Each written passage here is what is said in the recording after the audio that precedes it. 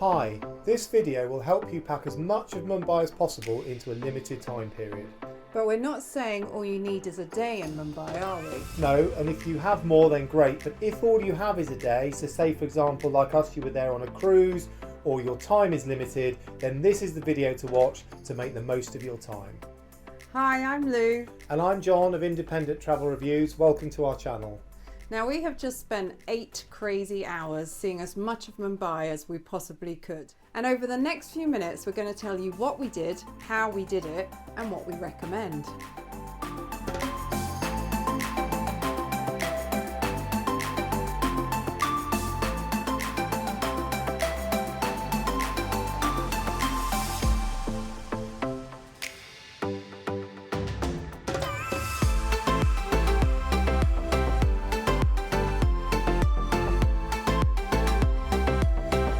Make sure you hang around to the end of the video because we're going to give you some recommendations for professional tour guides.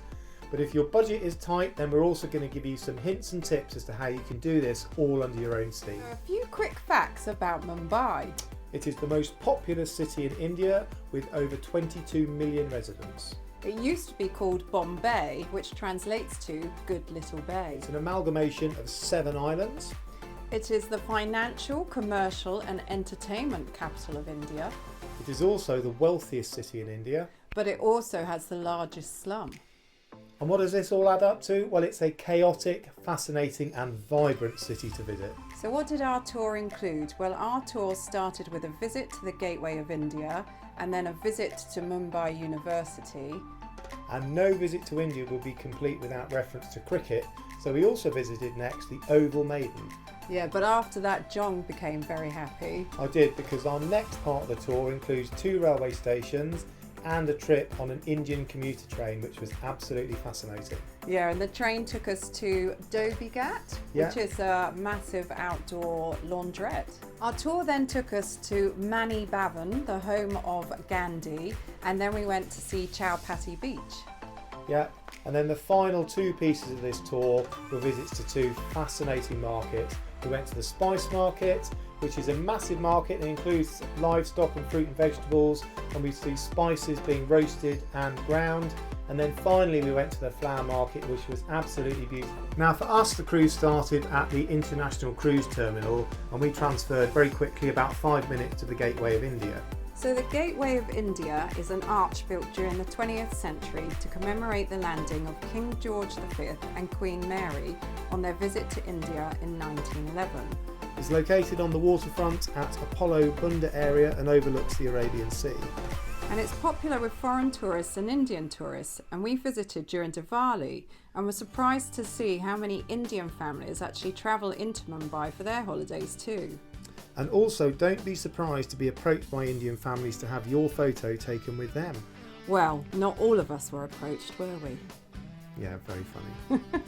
Anyway, I would say you need to spend probably about 20 minutes here unless you are also going to visit the famous Taj Mahal Palace, which is right next door. Right, so where's next then? Well, we then passed by Bombay University. Yeah, it's an impressive looking building, isn't it, with a high clock tower. Yes, I believe it's 84 metres high.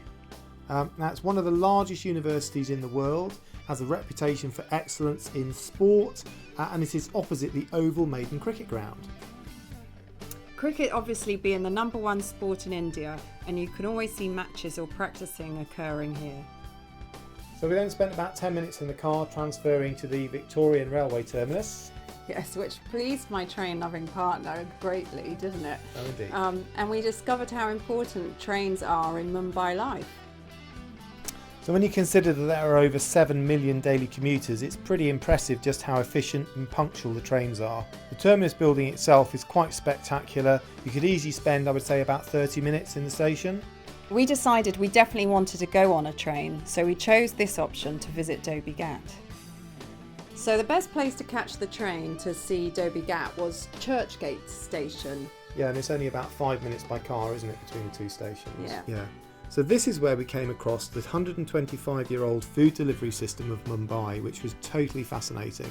Every day, 200,000 lunchboxes are collected from homes in the suburbs and delivered to workers in the city by an army of Dabbawalas who sort and deliver the lunch tins without the aid of any technology. Just imagine. So at Churchgate station we bought tickets for 5 rupees each, which is about 5 US cents, and caught the train for our 13-minute journey, totally punctual, to I'll try that again, Mahalaxmi station. Mahalaxmi.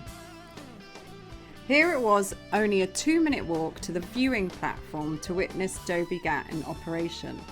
Now, Dhobi Ghat is an outdoor laundry where 7,000 dhobis wash, dry and iron hundreds of thousands of pieces of clothing every day of the week for 20 hours per day. This is a 140-year-old custom and is in stark contrast to the modern buildings overlooking it and the electric trains rushing by. It's definitely a place not to miss. Okay, so it was then a 15-minute journey in the car to Bhavan, which is where Gandhi once lived, but is now turned into a museum stroke library. Now there's no entrance fee and it's open every day from 9:30 to 5:30 p.m. and the reviews about it are really good, but when we arrived there was a big queue, and as we were short of time we moved on to Chowpatti beach instead, which is about a 10-minute walk away. And don't forget, on the way between Gandhi's house and the beach there was a very conveniently located Starbucks, wasn't there? There was. Now, Chowpatti Beach is a public beach located on Marine Drive. It is a large white sandy beach and was very quiet when we were there. But apparently in the evening is the time to visit, as it comes alive with lots of vendors and food stalls selling lots of Indian snacks. Okay, so next after the beach we took a car for about 10 minutes to the spice market, which is not on the normal tourist route, is it? No, but we requested to go because my husband really likes spices as well as trains. And it was well worthwhile, wasn't it? Let's be honest. It was good, yeah. So this is where the locals go to buy their spices. And what were the two things that stood out for you? Oh, firstly the noise. It was really loud. The machinery that was grinding the spices. Yeah, it was really loud.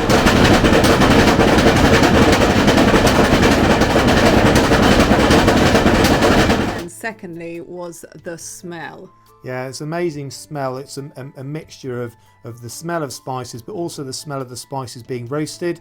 And as you can see, you get an opportunity to have a go yourself.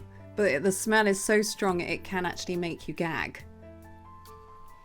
And then it's worth walking down the continuation of this market because you get to the area where they sell things like the joss sticks and also fruit and vegetables and things like live chickens.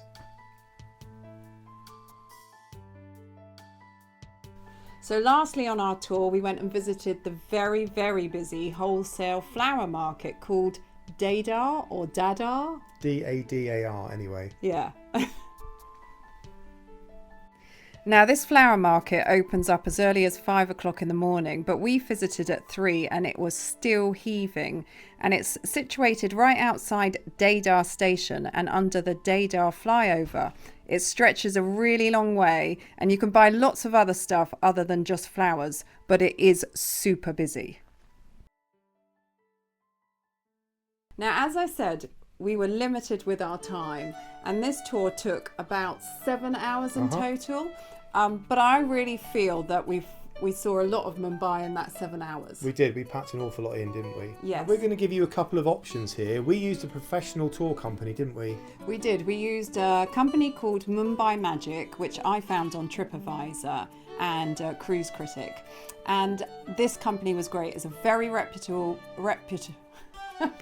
So Mumbai Magic is a very reputable company and they provide a lot of different options for your tour. The communication before the trip was really clear and reliable. They met us at the cruise terminal immediately as you exit immigration. Now we had our own driver and our own tour guide, and she was called Sudha. She was totally amazing, extremely knowledgeable and passionate about her country. And I would definitely recommend this tour. Okay, so let's talk about how much this costs now. There were 3 of us on the tour and we paid $90 each, that's US dollars each, which we paid in cash on arrival, didn't we? Yeah, we gave it to them as soon as we met them outside immigration. And I just want to say that I felt completely safe the whole time on this tour, and I didn't feel overly hassled, and we had a great experience, which was not quite what everyone else had during their day. Now, if you're feeling more adventurous or if your budget is a bit tight, then you could do this tour under your own steam, and here are the steps that you would need to go through. Now, you've probably spotted that the order that we did the tour in was not the most efficient one. Now, this was mostly because we made some specific requests which Sudha and Mumbai Magic accommodated us for.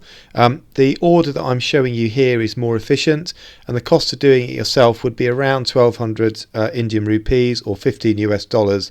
That's for up to 3 people. But do just bear in mind just how pleasant it was having your own tour guide and air-conditioned transport with you all the time. Now, Uber is very widespread and easy to use in Mumbai, or just bear in mind you will need a mobile phone signal with internet in order to make that work. And there also aren't any tuk-tuks in the centre of Mumbai, are there? No, that is true. It's a bit of a shame because tuk-tuk would be a great way of doing this tour. So thanks for watching this video, and enjoy your time in Mumbai, whatever you decide to do. Bye.